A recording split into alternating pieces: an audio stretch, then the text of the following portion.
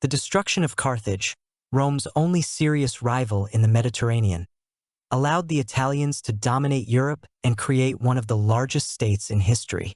Rome's legacy would be admired and enjoyed by France, Britain, Spain, and others. But how would history have changed if Rome had failed in a momentous confrontation? What would the world look like today? By the time of the First Punic War, the Roman Republic and Carthage were at the height of their power. The war broke out for economic reasons. The Phoenicians controlled the Strait of Messina connecting the Ionian Sea to the Tyrrhenian Sea and also owned the three main Mediterranean islands of Sicily, Sardinia, and Corsica. This gave the Punians an advantage in trade affairs. Globally, the economic and cultural influence of the Phoenicians in the west and the political alliance with Macedonia in the east isolated Rome from the rest of the world. Conflict between the powers was inevitable. Carthage was richer. It could finance major military campaigns and supply troops in a timely manner. The Phoenicians had an advantage at sea and had a stronger cavalry both in the quality of horses and in the training of warriors. The disadvantages of a trading power were the structure of the army. The Punians relied exclusively on a mercenary army. In addition, in terms of ideology, Carthage fought for money, defended its sphere of influence, and protected trade routes. But for Rome, it was a real struggle for the country. During the Second Punic War, the Romans lost a fifth of their entire male population. It was the approach to the conflict that allowed Rome to mobilize all its forces. In Carthage, by contrast, there was a conflict of elites. In the end, Hannibal's victories on the battlefield unexpectedly led to defeat in the entire war. All he did was cross the Alps for nothing. What if Carthage had won? Could be said that during the Second Punic War, the Romans won against all predictions. But what if the People's War approach had not worked, as has happened many times in human history? The Phoenicians did not seek the actual destruction of Rome, but pursued the goal of tearing the Republic apart, moving allies and vassals away from it.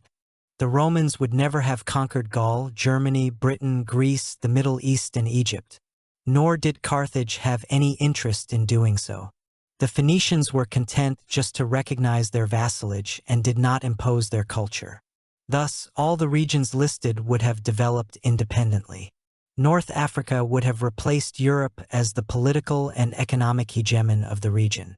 And most likely, there would have remained several centers of power in addition to Carthage. These are Greece and Egypt, which would never have become Roman provinces. The era of the Great Migration of Peoples was a verdict for Rome and most European state entities. It is likely that the Carthaginian civilization, protected by the sea, would have been able to fight back the nomads who came. This means that the Dark Ages simply did not come. From the 5th to the 10th centuries, Europe experienced crisis after crisis and was on the brink of survival while its neighbors prospered. With Carthage victorious, these crises simply would not have happened. The cultural and scientific advances that were being rediscovered in Europe during the Enlightenment would have been preserved in Africa. In fact, the Carthaginian civilization was predominantly a trading civilization. The Phoenicians were seafarers. This means that the age of discovery would have begun earlier. But while Europeans were interested in India and the accidentally discovered America, Carthage made attempts to explore Africa and even reached the equator. Christianity, which became widespread thanks to the Roman Empire, might not have appeared at all under Carthage.